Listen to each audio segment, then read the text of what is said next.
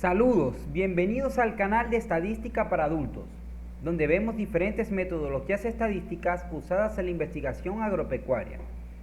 En esta oportunidad vamos a explicar cómo hacer el cálculo de la heredabilidad o índice de herencia con un modelo toro usando el programa de análisis estadístico Wombat-Remer.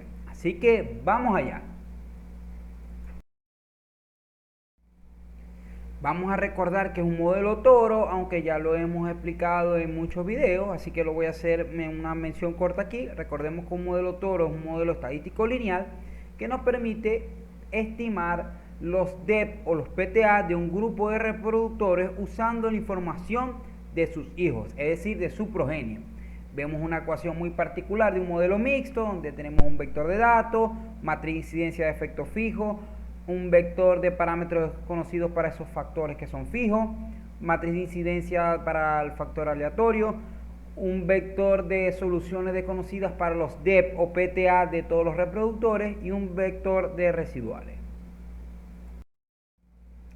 Ahora vamos a ver cómo se calcula la heredabilidad bajo un modelo toro. Recordemos que la heredabilidad simplemente es un cociente entre la varianza aditiva y la varianza de los fenotipos, es decir, varianza aditiva, que es esto, entre varianza de fenotipos, que es esto.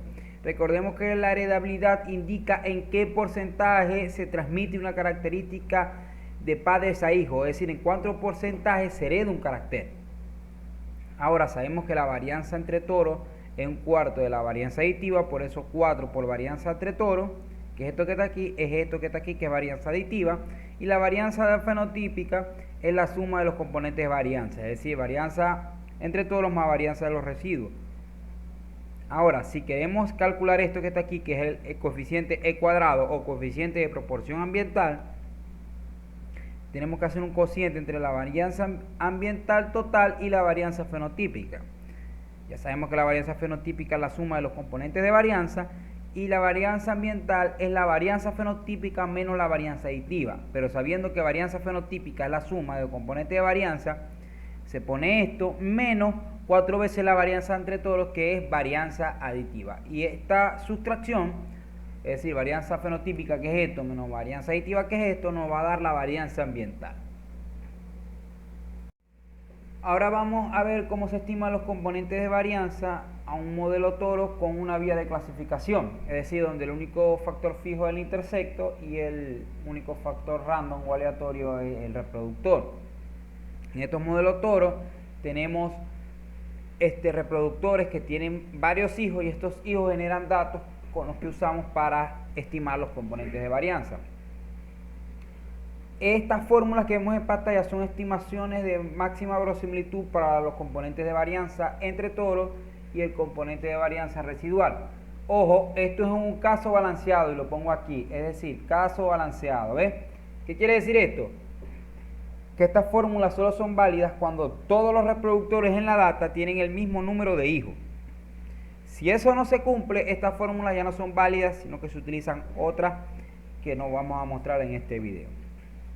Ahora, el componente de varianza residual es igual al cuadrado medio residual, que sabemos que los cuadrados medios simplemente son varianzas muestrales. Y el componente de varianza entre toros es 1 menos 1 entre el número de toros multiplicado por el cuadrado medio entre toros menos el cuadrado medio residual entre K, donde K es el número de réplicas del diseño. En este caso es la cantidad de hijos que tienen los toros, porque teóricamente en este caso balanceado todos los toros tienen la misma cantidad de hijos, ¿no? Por lo tanto, K simplemente es la cantidad de hijos que tienen cada uno de los animales.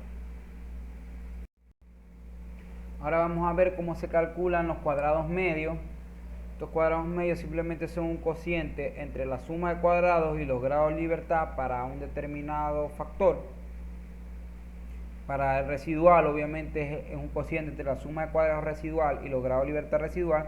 Y para este modelo a una vía, la suma de cuadrados residual es una diferencia entre la suma de cuadrados total y la suma de cuadrados entre toros. Y los grados de libertad residual son el número de datos menos el número de toros. El cuadrado medio entre toros es un cociente entre la suma de cuadrados entre toros entre sus respectivos grados de libertad. Y eso es igual para los grados de libertad al número de toros menos 1, y para la suma de cuadrados es la suma de los datos de de los hijos de cada toro al cuadrado entre el número de réplicas menos este factor de corrección, que es la suma de todos los datos al cuadrado entre el número de datos. Y por último, la suma de cuadrado total es la suma de todos los datos al cuadrado menos el factor de corrección. Vemos este ejemplo de un modelo toro. Aquí tenemos dos toros, el toro 1 y el toro 2, y estos son datos de sus hijos. Estos son en este caso pesos al destete, ¿no? Aquí vemos cómo calcular los cuadrados medios usando las fórmulas ya mencionadas. Aquí la suma, para la suma cuadrado total, la suma de todos los hijos de los toros al cuadrado menos el factor de corrección, donde en el numerador está la suma de todos los datos al cuadrado entre el número de datos. Aquí tenemos para el cuadrado medio entre toros, estos son los datos del toro 1 al cuadrado entre el número de réplicas 4. Este 4 simplemente es el número que hay dentro del corchete, 1, 2, 3 y 4. Este es el toro 2, los datos de los hijos del toro 2, 1, 2, 3, 4, y entonces este número es 4 menos este factor de corrección. Fíjense que aquí sabemos que este modelo es balanceado porque todos los denominadores aquí son iguales, ¿ves? Porque todos los toros tienen la misma cantidad de números dentro de los corchetes, o lo que es lo mismo decir, todos los toros tienen la misma cantidad de hijos. Por eso este modelo se puede usar con esta fórmula. Si esto no ocurriera, ya estas fórmulas no se pueden usar y hay que usar otras. Aquí por último el cuadrado medio de los residuos es la diferencia suma cuadrado total, que es esto, lo ponemos aquí, y suma de cuadrado entre toros es esta que tenemos aquí, ¿ves? Y la ponemos aquí, entre n, que es el número de datos, que es este 8 que está aquí, menos 2, que es el número de toros. Sabemos que hay dos toros porque aquí solo tenemos 1 y 2 corchetes. Y hacer esta división me da este valor, que es el cuadrado medio de los residuos. Ahora vamos a calcular los parámetros poblacionales estimados, y aquí tenemos varianza entre toros, ¿ves? 1 menos 1 entre el número de toros, que eran 2, por cuadrado medio entre toros menos cuadrado medio residual entre el número de hijos que tienen los toros, me da este valor. Este valor lo multiplico por 4 y me da varianza genética aditiva, ¿ves? Y la varianza de los residuos es igual a este valor, que es la varianza o el cuadrado medio residual en este caso. Por último, la varianza ambiental, que es esta, es la suma de esto y esto, es decir, de los componentes de varianza, y le resto varianza aditiva, que es esta que está aquí, es decir, varianza fenotípica, que es esta suma, menos varianza aditiva me da varianza ambiental. Ahora, h al cuadrado, varianza aditiva, que es esto, menos varianza fenotípica, que sabemos que es la suma de componentes de varianza, me da 0.31. Y coeficiente de proporción ambiental, que es esto que está aquí, varianza ambiental entre varianza fenotípica, me da 68.9. ¿Cómo se interpretan estos valores? O mejor dicho, ¿qué quieren decir estos valores? Recordemos que la heredabilidad me indica cuántas de las diferencias que veo en el fenotipo de los animales se pueden heredar, o lo mismo, cuántas de esas diferencias son debidas a la varianza genética aditiva. La varianza genética, la varianza genética aditiva es la parte de la varianza genética que es transmisible a la siguiente generación, es decir, que es heredable. Entonces, este 0.31, o si lo vemos en porcentaje, 31%, me indica que en este caso, en este ejemplo pequeño que estamos haciendo, las diferencias que veo en el peso al destete de los animales están ocasionadas por efectos aditivos en un 31%. Todo lo demás es ambiental. Y fíjense que el E cuadrado me lo dice, en un 68.9%, las variaciones dependen de factores no transmisibles, o decir, no genéticos, que pueden ser ambientales, tanto de ambiente permanente como de ambiente temporal, es decir, debido a la varianza ambiental. Ahora vamos a ver cómo se hace esto en Wombat. Hay que preparar dos archivos, esto ya lo he hablado en otros videos, pero lo vuelvo a repetir aquí. Un archivo de datos, que es este, y un archivo genealógico, que es este, ¿ves? En el archivo de datos, que va primero en la primera en la primera columna, el animal, en este caso tenemos dos toros, 1, 2, y cada uno se repite 4 veces porque cada uno tiene 4 hijos, ¿no? Ahora, el padre de ese toro no lo conozco, la madre de esos toros tampoco la conozco, por eso le pongo 0 aquí, ¿ves? Cuando no se conozca genealogía le pongo 0. Y por último, aquí tenemos los datos de los hijos de cada toro. 4 datos para el toro 1, 4 datos para el toro 2, ¿ves? Y en el archivo genealógico hago lo mismo, pero sin poner la data. Solo pongo la parte genealógica. Primera columna para los toros, para los padres la segunda y para las madres la tercera. ¿Ven? En este caso no conozco genealogía, no pongo nada. Recordemos que el archivo de datos tiene que tener una extensión .dat y el genealógico una extensión .p. Vemos aquí el archivo de parámetros. Primero hago un comentario, ejemplo modelo toro heredabilidad. Pongo el nombre del archivo de genealógico de pedigrí. Aquí lo llamo ejemplo.pet y tengo que poner esto, CIR. ¿Qué es este CIR que está aquí? Con CIR le indico al Wombat que quiero que me calcule los componentes de varianza usando un modelo toro. Si no le pongo CIR, él va a asumir que es un modelo animal. Ya en otros videos vamos a ver esto usando un modelo animal. Lo voy a hacer con un modelo animal simple, modelo animal con efectos maternos, modelo animal con medidas repetidas. Vamos a usar varios modelos, pero ahora es el más sencillo, ¿no? Para estimar heredabilidad. Luego pongo dat, ejemplo.dat, es decir, pongo dat y el nombre del archivo de datos con su extensión. Y luego pongo las variables. Primero animal, que en este caso son los toros, los padres de los toros, las madres y la variable respuesta, que es el peso. En anal unimodel, que sé que quiero usar un modelo univariado, ran animal nrm, ran porque animal es el factor aleatorio, es decir, random, y nrm para que me introduzca la matriz de parentesco, que en este caso es una matriz identidad porque no conozco genealogía. Trae peso, es decir, que la variable respuesta es peso, y le pongo los valores iniciales de los componentes de varianza. Ojo, aquí hay que poner un valor inicial, yo puse 100, donde pongo para animal 1, es para la varianza entre toros, no para la varianza aditiva. Hay que tener claro que cuando usamos un modelo toro, en Wombat el valor inicial del componente de varianza para el animal tiene que ser la varianza de toro, porque él me va a estimar la varianza entre toros. Y luego la varianza residual. Ahora lo guardo todo en una carpeta junto con el ejecutable de Wombat, ¿ves? Ahora me voy al CMD y me traslado hacia la carpeta de donde guardé los tres archivos, el archivo de parámetros, el archivo de datos y el archivo de pedigrí, y pongo Wombat -i ejemplo.par. Este ejemplo.par es el nombre del archivo de parámetros con su extensión .par. Aquí lo único nuevo es el -i. ¿Qué es el -i?